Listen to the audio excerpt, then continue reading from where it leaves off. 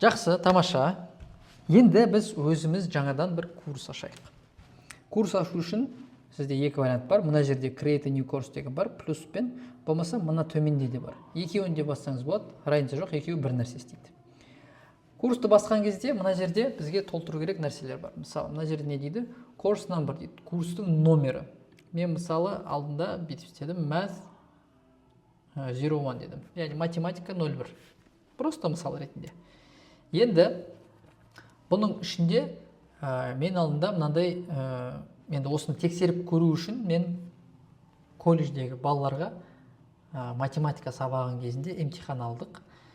И ол жердегі тақырып осы еді. Probability and combinatorics. Бұл математикадағы вероятность и комбинаторика, ықтималдылық пен комбинаторика. Осы тақырыпты таңдай салайын. Сіз мына жерге сипаттамасын жазсаңыз болады. Мен пока жазбай қояйын. Енді одан кейін сіз осы сабақ қашан болатынын таңдай аласыз. Мысалы, айталық 2025 қала берсін. Например, мен бұны жазда деп айтайын. Бізде жазда балалар осы курсты оқиды. Мен бұны жаз үшін істеп жатырмын. Сол үшін мен summer деп таңдадым. Сіз басқа уақытын таңдасаңыздар да болады. Енді департамент, енді менде математика болғаннан кейін мен математиканы таңдаймын. Енді мына жерде entry код дейді. Алдында мен айтып едім ғой, бұл курсқа тіркелу кодты сіз балаларға жібере аласыз. Егер сіз мынаны белгілесеңіз, то сіз осы курстың коды арқылы балаларға осы курсқа тіркелуге мүмкіндік бересіз. Бұл кейбір ситуацияларда ыңғайлы болуы мүмкін. Айталық, сіз онлайн оқытып жатсыз балаларды, онда сіз оларға просто осы кодты көрсетесіз, жібересіз. Олар өздері сол кодты жазып, өздері үйде отырып кіре береді. Жоқ болмаса сіз определенный тізімдегі адамдарды ғана тіркеймін десеңіз, оны бұны алып тастасаңыз болады. Сонда олар өздері ешқалай тіркеле алмайды. Сіз бүкіл балаларды өзіңіз тізіммен тіркей аласыз. Мен бұны қалдыра салайын. Бұл артық болмайды, тұра берсін. Енді қараңыздар. Мен жаңа бір курс аштым. Мына жерде ең үстінде жасылмен байқадыңыздар ма? Institutional trial деп тұр. То есть бұл бізге пробный версия берілгенін көрсетеді. You are in a free institutional trial course. То есть сіздерде тегін пробный бір версия бар дейді. Learn how to extend your trial and advocate for an institutional license. То есть бұл кісілер не дейді? Сіз полноценный версияны сатып алуыңызды осы жерден көрсеңіз болады дейді. Institutional license, то есть сіз өзіңіздің мекемеңізге лицензия аласыз дейді. Бірақ оны біз пока қозғамай қоямыз, ол уже бөлек нәрсе. Енді қараңыздар, менің курсым ашылды. Math 01 деп тұр. Математика 01. Курстың ID тұр, ол бізге пока қажет емес. Жазда 2025-тің жазында болады деп тұр. Енді мына жерде entry код тұр. Байқаңыздар ма? Міне. 422 D8Y деп тұр. Енді балаларға осы кодты берсеңіз, олар осы код арқылы біздің курсымызға өздері тіркеле алады. Енді қараңыздар, менің курсым жаңадан ашылды, бұның ішінде әлі ештеңе жоқ. Сол үшін мен бірінші тапсырмамды ашайын. Create assignment деп тұр. Assignment деген тапсырма. Create ашу. Create assignment дегенде мен басам. Басқан кезде мына жерде сразу екі түрлі вариант таңда деп тұр. Мына жерде exam quiz деген емтихан, болмаса homework, problem set. Бір тапсырма, болмаса үй жұмысы. Мен экзамен ашайын, пока мысал ретінде. Енді экзамен дегенді бастым, next деймін, келесі. Енді бұл тапсырманың, болмаса емтиханның аты қандай. Мен probability and combinatorics деп қала берсін, менде қатты проблем жоқ. Енді қараңыздар. Мына жерде бізге template сұрап отыр. Template деген бұл шаблон деген сөз. Осы жерде мен сізге қазір бір өте маңызды нәрсе айтқым келіп отыр. Енді мен уже бір шаблон дайындап қойғам. Қателеспесем, жоқ, бұл емес, бұл уже балалардың нәтижелері. Міне, probability and combinatorics exam деп жазып қойыппын. Міне. Енді қараңыздар. Мен қазір бұны сіздерге бөлек мына жерден ашайын. Жақсы көрінсін. Міне, қараңыздар. Шаблонды мен былай істеп қойдым. Төбесінде student name дедім, яғни оқушының аты жөні ол мына жерге жазатын болады. Одан кейін группа, енді бізде колледжде группалар болғаннан кейін осылай істедім. Бұны бірақ істемеуге де болады, бұны өздеріңіз білесіздер. Одан кейін мен мысал ретінде математикадан ықтималдылық пен комбинаторика деген тақырыпқа 3 сұрақ дайындадым. Біріншісі question one, simple probability, то есть менде мына жерде сұрақ тұр. Одан кейін мен біраз орын қалдырдым, яғни балалар осы жерде есептерін шығарса болады. И одан кейін жауап дедім. Жауапқа мен әдейі осындай бір коробка жасап қойдым, осының ішіне жауабын жазсын деп.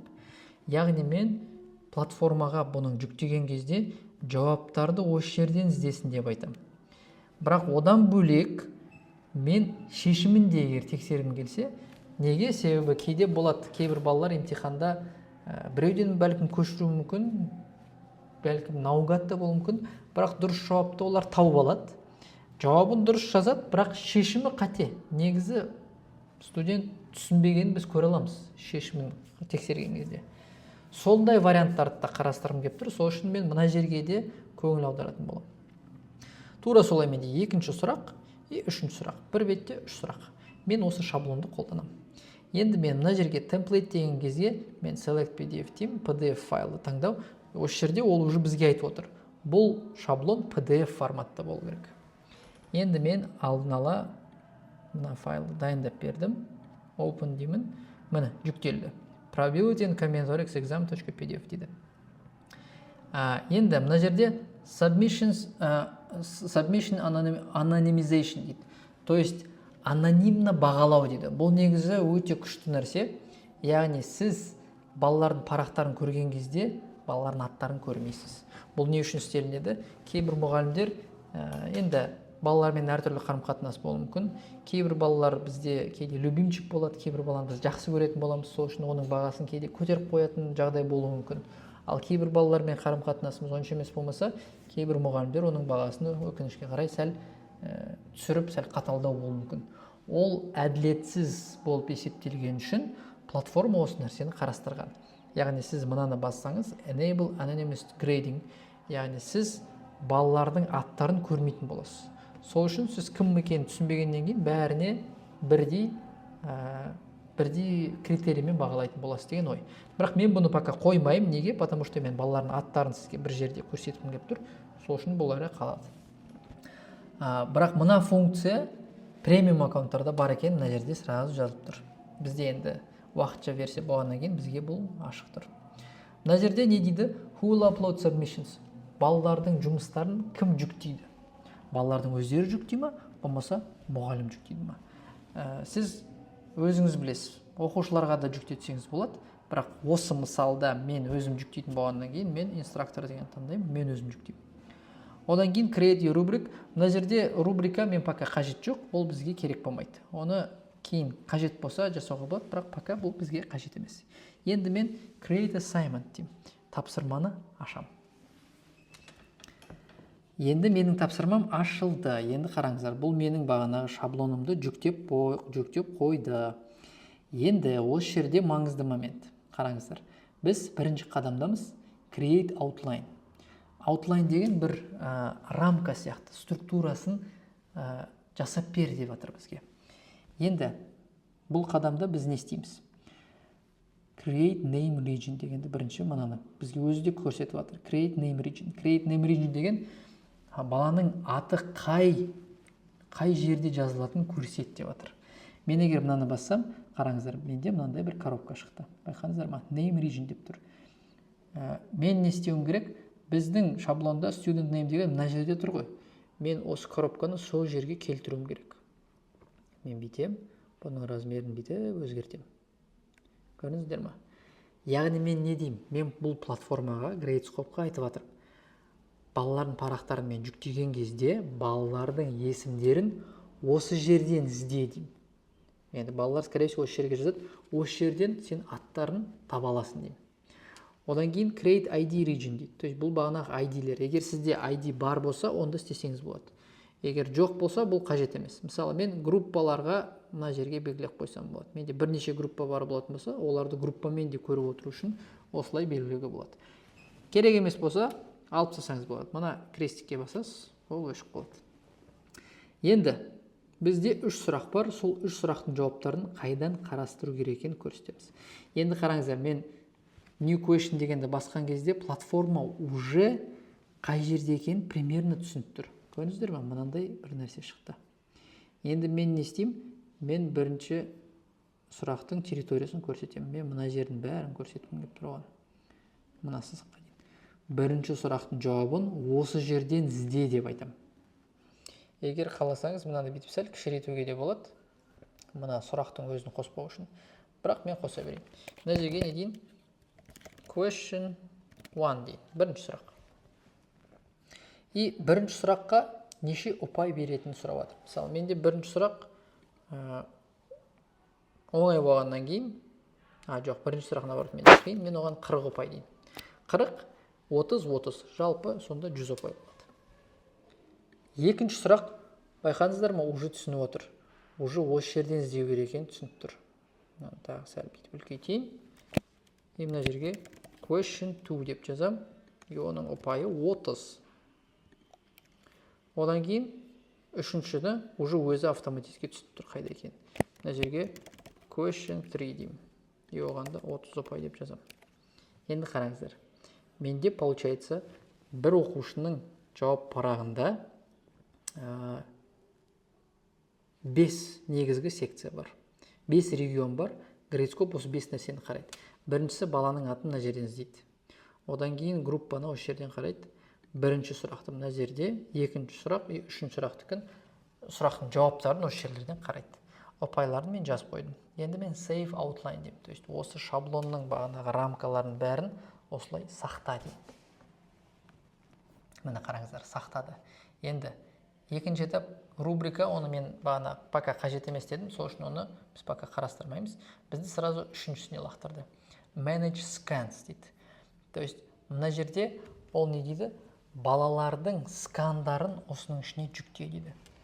Менде бұл уже бар. Мен балалардың жұмыстарын уже сақтап қойғам. Қазір сіздерге көрсетем.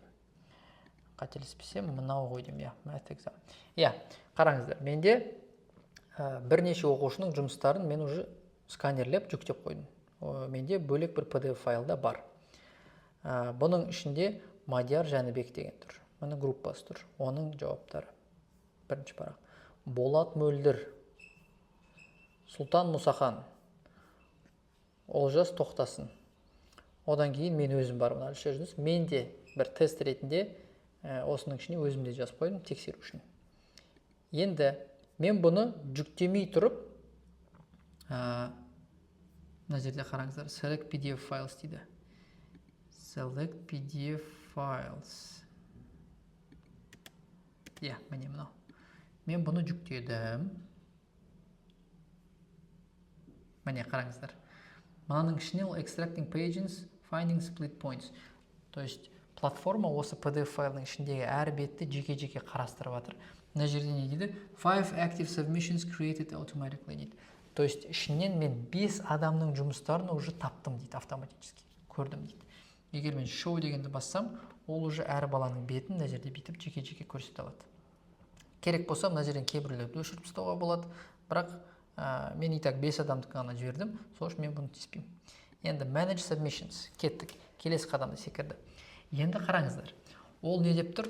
Ол уже мен мына жерде мысалы әдейі бір қате кеткен болуы мүмкін. Мадияр ол қате жазды, бірақ оны сызып тастап қайттан жазды. Қазір бұл 5 адамның аттарын әлі система танымай жатыр. Неге? Себебі біз әлі оқушыларымызды бұл платформаға тіркемедік.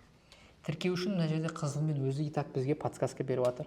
There are no students in this course. Бұл курстың ішінде әлі ешқандай студент жоқ дейді. Please import students in the course roster дейді. То есть, пожалуйста, тірке деп жатыр.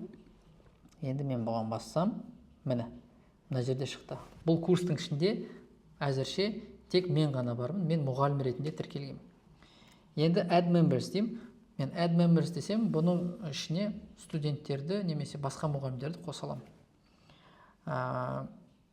Міне, 0 оқушы и 1 мұғалім бар. Плюс деймін. Мына жерде CSV файлмен, мысалы сізде бір список бар болса, сол списокты бірақ беріп бүкіл балаларды тіркесеңіз болады. мен бірақ жеке тіркеймін. Сол үшін мен мына жерде өз оқушыларымды айтамын. Мен уже бұны бір рет істегеннен кейін менің браузерім бәрін сақтап отыр. Мадияр Жәнібек менің бірінші оқушым. Мен почталарды примерно жаздым. Мадияр Жәнібек gmail.com. ID маған керек емес, section тоже маған керек емес. Мен оны студент ретінде тіркеп жатырмын. Енді қараңыздар, мына жерде email notification дейді. То есть балаларға бір уведомление жіберуге болады почталарына. Let this user know that they were added to the course. Егер мен мына галочканы қалдырсам, онда мен баланы бұл курсқа тіркеген кезде оның почтасына, мына жерге жазған почтаға хат келеді. Құтты болсын, сен осындай курсқа тіркелдіңден хат келеді. Енді мен мынандай имейлдарды өзім мысал үшін жаза салған үшін мен пока бұны алып тастаймын. Әйтпесе мына кісіге хат кетіп қалады. Submit деймін, тапсырдым. Міне, Мадияр Жәнібек тіркелді. Енді мен тағы да бір баланы қосам. Мына жерде Болат Мөлдір деймін. Болат Мөлдір, мынаны алып тастаймын. Қостым. Міне, қосылды. Келесі Сұлтан Мұсахан.